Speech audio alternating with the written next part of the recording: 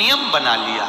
अब इनको मालूम नहीं पड़ा कि सालों निकल गए, निकलते निकलते इनको नहीं मालूम पड़ा कि मलमास आ गया, और मलमास आया और वो मलमास, वो अधिक मास सावन के महीने में आ गया। संजोग ऐसा बन गया कि मलमास पूरा धीरे धीरे धीरे धीरे करते करते सावन के 15 दिन इधर रह गए, 15 दिन उधर रह गए, बीच में मलमास फंसा था। इस अधिक मास का पूरा महीना निकला, अमावस्या का दिन आ गया और इधर सावन लग रहा था, इधर अमावस्या पड़ गई और दूसरे दिन सावन के 15 दिन पड़ना थे, शिव के दिन पड़ना थे। और शास्त्र कहता है अधिक मास का आखिरी दिन और सावन का महीना वापिस लग रहा हो, उस दिन 33 कोटि देवी देवता भगवान शंकर के मंदिर में खड़े होकर अपनी जिंदगी का सारा पुण्य चालू कर देते हैं, पूरा पुण्य। अच्छा चलो, तुम लोग यहाँ मैनपुरी में रहते हो तो गिरिराज जी जाते हो? गोवर्धन कौन कौन जाता है? जाते हो आप लोग? अब रखिए, तो वहां पर अमावस्या पूर्णिमा को लोग भंडारा चलाते हैं। चलाते कि नहीं चलाते? आप लोग तो यहीं रहते हो ना। कहीं कहीं अमावस्या पूनम को अमावस्या पूर्णिमा को भंडारा क्यों चलाते हैं? उसका कारण क्या है? इनने कौन सी कथा सुन रखी है कि अमावस्या पूर्णिमा को भंडारा करो? अमावस्या के दिन कोई शंकर का भगत आ गया, कोई शिव का उपासक आ गया, कोई शिव का ओघड़दानी का भगत आ गया, कोई नारायण का भगत आ गया, उसको कुछ खिला दो, उसका मुंह झूठा करा दो। आखिर कारण क्या? बड़े बड़े घरों में ब्राह्मण को निमंत्रण दिया जाता है, अमावस्या है पंडित जी आ जाना, भोजन कर जाना। पूर्णिमा है पंडित जी आ जाना, भोजन कर जाना। पूर्णिमा के दिन कथा कर जाना, अमावस्या के दिन कथा कर जाना। अमावस पूनम का ऐसा योग क्यों बनता है? उसका कारण केवल एक, शिव महापुराण की कथा कर रही है। अमावस्या अधिक मास के 30 दिन पूरे हो रहे हैं। अमावस्या का दिन था, दूसरे दिन सावन का महीना वापिस चालू, श्रावण वापिस चालू होना था। दोनों का जब संजोग होता है, सावन के अधिक मास का जब संजोग होता है, विराम का दिन होता है। आपको कथा में भी पहले कहा, मेहमान तुम्हारे यहाँ रहते हैं जब तक बच्चों को कुछ नहीं देते हैं। मेहमान जिस दिन जाते हैं 200-500 रुपए बच्चों को दे जाते हैं। अधिक मास का विराम का दिन और सावन का वापिस मध्य का प्रारंभ का दिन वापिस हो जाता है। जब अधिक मास विराम होगा, सावन वापिस चालू होगा, उस दिन 33 कोटि देवता, यक्ष, गंधर्व, देवता, पितर सब उस दिन लुटाते हैं, संपदा देते हैं, वैभव देते हैं। और उस दिन भूल से भी अगर एक कनेर का फूल शंकर भगवान पर चढ़ जाता है तो जिंदगी का सारा भंडार एक पुष्प। कनेर देखा है? पंचपुष्प शिव महापुराण की कथा बाची है पहले, उसमें कनेर के फूल का भी दर्शन कराया था।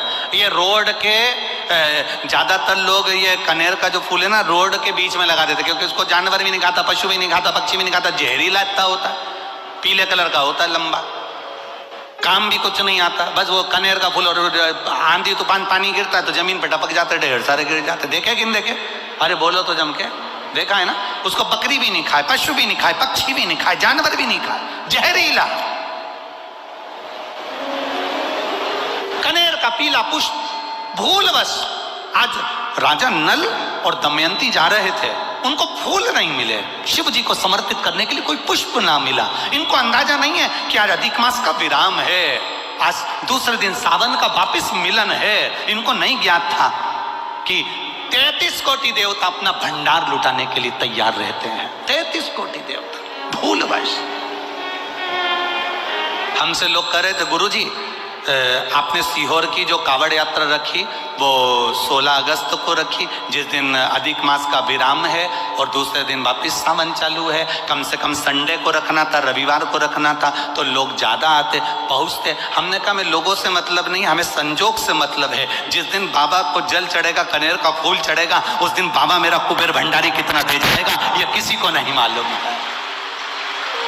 उस दिन लोग आने वाले कावड़ियों को कितना खिलाएंगे और उनको क्या मिलेगा ये अंदाजा नहीं है। उस दिन कावड़ यात्रा का जल भरकर हमने सीहोर से रखी 10 किलोमीटर की। आपको भी निवेदन है, जो फ्री हो, जो उसके पास समय हो और जिसने जिंदगी में एक बार कुबेरेश्वर बाबा की कावड़ ना भरी हो, वो 16 अगस्त दिन बुधवार, शायद बुधवार पड़ना चाहिए, 16 अगस्त को सुबह 9 बजे सीवन का मैया का जल लेकर बाबा कुबेर भंडारी को 10 किलोमीटर दूर, सीहोर से 10 किलोमीटर की दूरी पड़ती है, बाबा का भजन करते हुए, नाम जाप करते हुए, 2 हाथ में सुंदर, या तो तुम कंधे पर कांवड़ ले लो या हाथ में ले लो या बोतल ले लो, बाबा को समर्पित करके एक कनेर का पुष्प दिल से, जो ये दमयंती और नल की कथा करेगी, भूलवश चढ़ गया,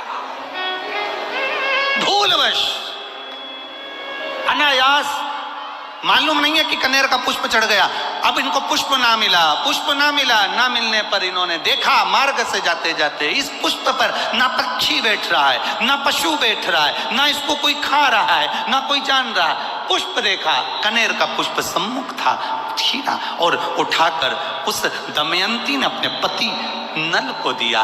नल ने वो पुष्प देवाधिदेव महादेव को समर्पित किया। समर्पित करा हुआ पुष्प नीचे गिर गया। नीचे गिरा तो वो गिरता हुआ पुष्प अशोक सुंदरी वाली जगह पर जाकर टिक गया। तब अशोक सुंदरी ने देवाधिदेव महादेव से कहा, पिताजी इसने पुष्प मुझे दिया है। शिव कहते हैं ये पुष्प जो मुझे प्राप्त हुआ था, मैंने तुझे दिया था।